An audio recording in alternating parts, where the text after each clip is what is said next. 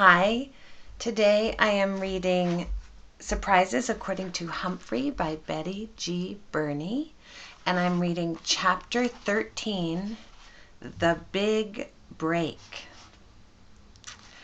That was the wackiest Wednesday ever, wasn't it? I happily squeaked to Og when we were alone.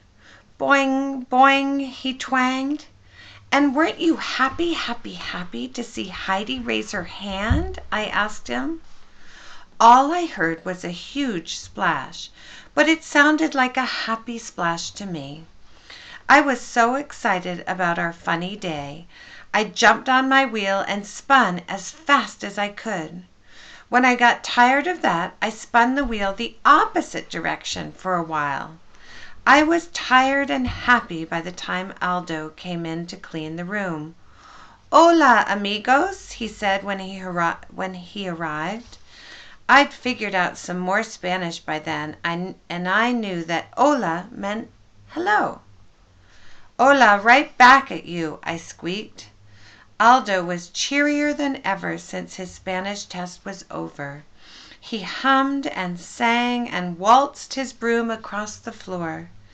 The nightly show Aldo put on was better than anything I'd seen on television at my friends' houses. When he finished, he offered me bits of lettuce while he ate his sandwich. "Well, amigo, it's time to say adios and move on." He stood up to arrange his bucket, broom, and rags on his cleaning cart. "I won't see you for a while. I hope you enjoy your trip, wherever you are going." Aldo was saying strange things again. I was so stunned. He was halfway out the door before I could squeak, "But I'm not going anywhere." It was too late for him to hear me. He was gone. I didn't think I was going anywhere, but Aldo seemed pretty sure. "The contract," I told Og. "If Mrs. Brisbane doesn't sign the contract, I might be going away." Og didn't respond. Maybe he was as worried as I was.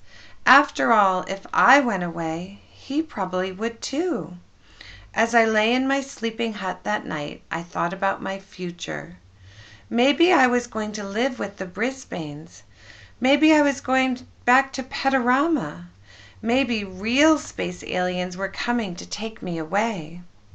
None of those thoughts made me very happy. At least Aldo had said for a while. I hoped he meant that someday I'd be coming back to room 26, the place I liked best in the world. The next 2 days my friends seemed sillier and more excited than usual, while I was much more serious. I think Mrs. Brisbane was too, especially when Principal Morales came in during recess to remind her about the contract. "Think it over next week, Sue," he told her. "I know you'll make the right decision." On Friday, just before my classmates returned from recess, I looked up to see Mrs. Wright standing in the doorway. Her silver whistle glittered. "Mrs. Brisbane, I just want to say that Garth Tugwell is participating much more now, and his skills are improving." "I'm so glad," Mrs. Brisbane answered. "However, 2 of your students came out to recess without jackets or sweaters on. It's exactly 65 degrees outside, and the rules say students must wear jackets or sweaters when the temperature is below 70. I'm sure you'll remember that rule from now on." "I don't think it's a very good rule," Mrs. Brisbane answered. "If the children play hard, they'll get overheated, which is just as bad as being cold." Mrs. Wright did something funny with her eyebrows, and they came down low over her eyes. I think that's called a scowl. "If you don't like the rules, then why don't you make a proposal to change them? That's why the principal has a suggestion box outside his office." "That's a good idea," Mrs. Brisbane said. "I think I will." The bell rang and Mrs. Wright left, thank goodness. Ooh. Mrs. Brisbane made a fist and pretended to pound her forehead with it.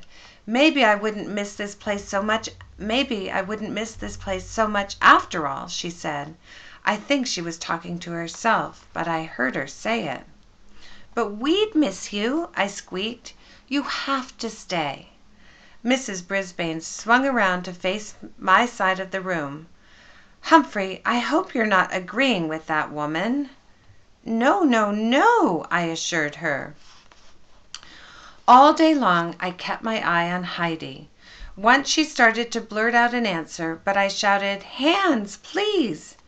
And even if she didn't understand my squeaking, she got the message and raised her hand.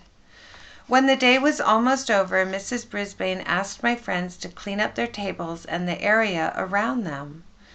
"We'll be gone for a week, for spring break," she said. "We want to come back to a nice room." Spring break? Was something going to be broken? And where were we going for a whole week? "Eek!" I squeaked. Heidi's hand shot up. My, I was proud. When Mrs. Brisbane called on her, she asked, "Where will Humphrey and Og spend vacation?"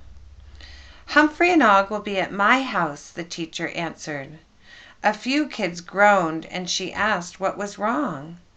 "I wish I could have Humphrey for a whole week," said Garth. "Me too," Miranda agreed.